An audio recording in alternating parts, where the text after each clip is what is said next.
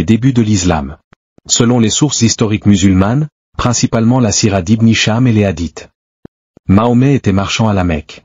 La tradition musulmane, basée sur des hadiths et des biographies comme celle d'Ibn Hisham, affirme que Mahomet était illettré.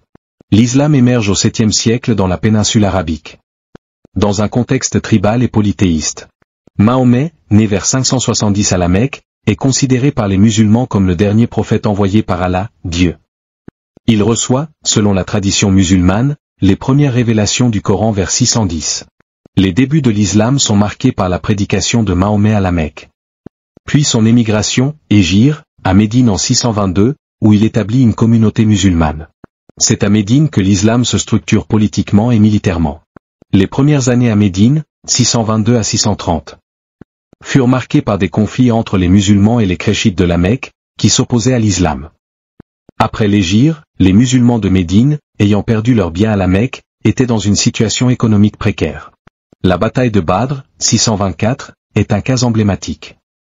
Les musulmans, menés par Mahomet, ont attaqué une caravane khréchite, ce qui a conduit à une bataille majeure. Selon Ibn Hisham, le butin capturé lors de telles expéditions était partagé entre les combattants. Ces ressources ont contribué à renforcer la communauté musulmane, y compris sur le plan militaire. Les raids n'étaient pas uniquement motivés par le butin. Ils visaient à perturber le commerce de la Mecque, à affirmer l'autorité de la communauté musulmane et à rallier des tribus à l'islam. Ces actions ont permis de constituer une force militaire croissante.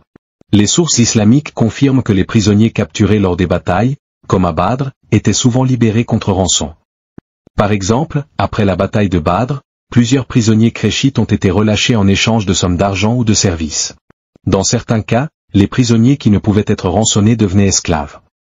Les femmes et enfants capturés lors de conflits, comme dans d'autres batailles, pouvaient être réduits en esclavage. Mahomet, qui n'était qu'un marchand analphabète, est devenu en quelques années un chef de guerre redouté et redoutable qui faisait peur à ses ennemis. Quelques exemples sur la personnalité du messager d'Allah.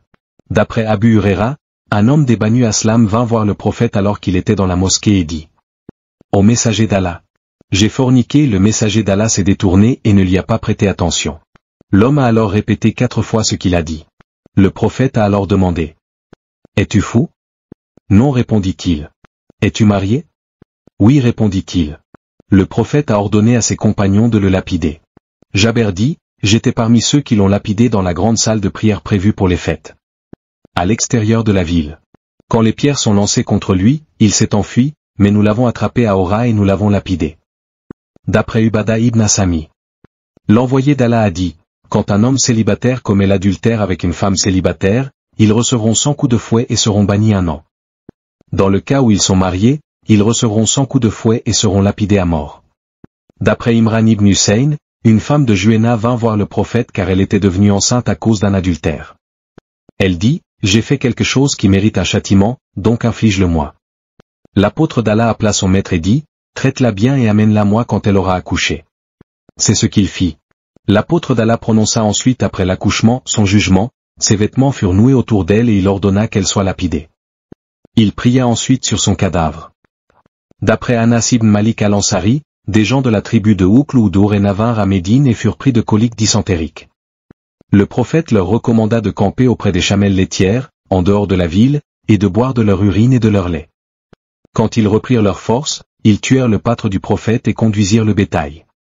Le prophète en fut informé en début de journée, il les fit poursuivre et on les ramena alors que le soleil était déjà haut dans le ciel.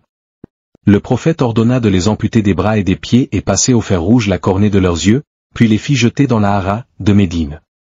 Ils criaient à boire, mais personne ne les servit. Il y a de nombreux autres récits sur les jugements du messager d'Allah qui montrent que c'était un chef de guerre redouté et redoutable qui n'hésitait pas à utiliser la torture et les condamnations à mort.